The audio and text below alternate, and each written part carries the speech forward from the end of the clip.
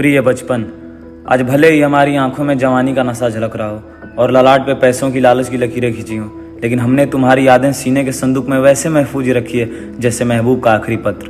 याद है जब हम चाक को खाकर कैल्शियम की कमी पूरी कर लेते थे और पढ़ाई का तनाव तो हमने पेंसिल का पिछला हिस्सा चबाकर खत्म कर लिया। सोनू सूद पे पढ़ता था लेकिन किताबों में मोर का पंख रखता था ताकि वो समझदार हो जाए। माँ कसम तो हमारे लिए पौष्टिक आहार जैसा था और नानी का घर लास वेगास और उनकी कहानियां कैप्टन जैक स्पैरो की समुद्री यात्रा रोमांचक और हसीन। अंडी बंडी संडी गाली नहीं, हेल्पिंग वर्ब थी जिससे हम किसी भी नाउन को घुटने पे ला देते थे। रिश्तेदारों के सामने नाचना गाना हमारे लिए वार्षिक उत्सव जैसा था और वो हमारे लिए अनु मलिक थे और हम इंतजार करते थे कि आखिर हम मुंबई कब जाएंगे। हमने मुकेश को भी कह दिया था कि हम ही नई सदी के शक्तिमान हैं। इस चक्कर में हमारे घुटने न जाने कितनी बार छिले। हमारा सबसे बड़ा नाइटमेयर यही था, क्या हातिम सवालों के जवाब ढूंढ पाएगा। हमारी क्यूरियोसिटी का बलात्कार कभी ईगो नाम के दरिंदे से हुआ ही नहीं, क्योंकि हमें पता ही नहीं था ईगो किस चिड़िया का नाम है। दूध में पेंसिल के छिलके डाल के रबड़ बनाना हो और फिर पापा से डांट खाना, चाहे क्लास में सोनम के बालों में च्युइंगम चिपकाना और फिर क्लास में मुर्गा बनना, हम दोनों में खुश रहते थे। अम्मा कमर में काला धागा बांध के आंखों में काजल लगाती थी और कहती थी कि मेरे बेटे को नजर ना लगे,